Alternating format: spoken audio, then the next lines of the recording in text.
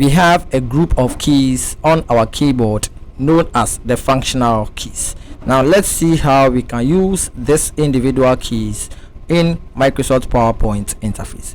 Now the first key is F12, and this particular key brings out the save as dialog box, and this helps you to save your presentation, whether it is a new presentation or an existing presentation. So if I press this key, I get this beautiful dialog box that says save as. Therefore you can choose a location in this navigation pane, give a file name, and also choose a save as type for this presentation. And when you are done with all this configuration, you click on save. So this is the first key. The next key is known as F11, which is not available in Microsoft PowerPoint. So let's quickly jump to F10, and F10 helps you to activate the menu bar. That is this particular option that we have here. This is called the menu bar. So anytime you want to access any of these options without using the mouse, you can press the F10 on the keyboard. So what you see is that this activates the number and also letter representation of all these individual commands, so that you can quickly get access to any of these options. So presently in this ribbon, we have the animations tab selected and we have its ribbon activated. If you want to access a new tab with its ribbon, assuming I want to move to the insert tab and get access to the insert ribbon, I'm going to press the letter N on the keyboard. So quickly you can see that the insert tab is selected. Previously we had the animations tab selected, so now we have the insert tab selected with its ribbon activated. And even in the ribbon, we have letter representations for the individual commands in their individual groups.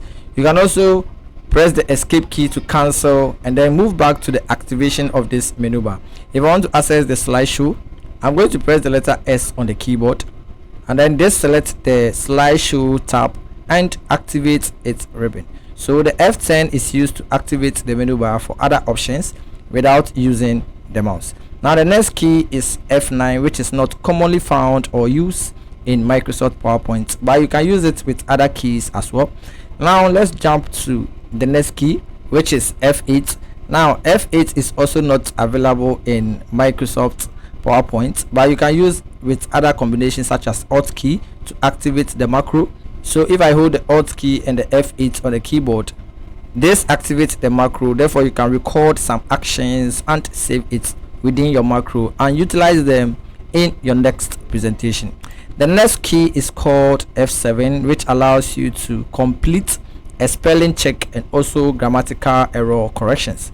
Therefore when I press the F7 on the keyboard, this brings out this window that says spell check is complete, meaning currently we don't have any spelling error or any grammatical error. So assuming you have such errors in your presentation, this particular key, which is F7, is going to activate a window for you. Then you start to correct all your grammatical and also spelling errors.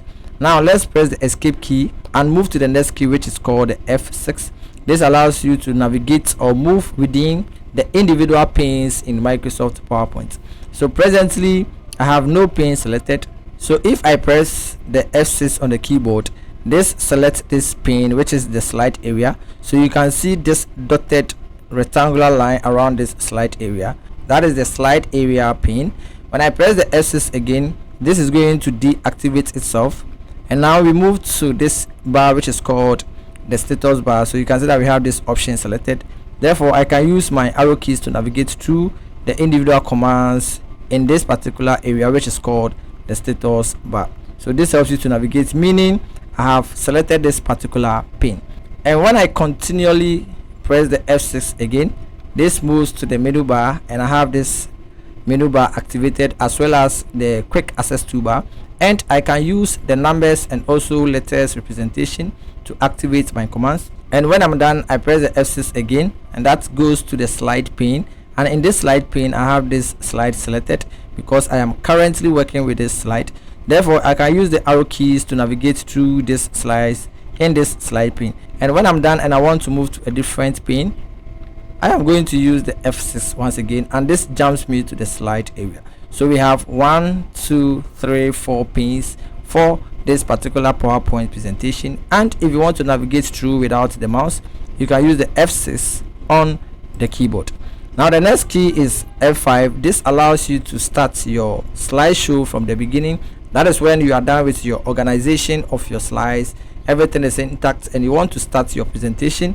You can just move to the keyboard and press the F5, and this moves you to the first slide in your presentation, because the F5 allows you to start your slideshow from the beginning.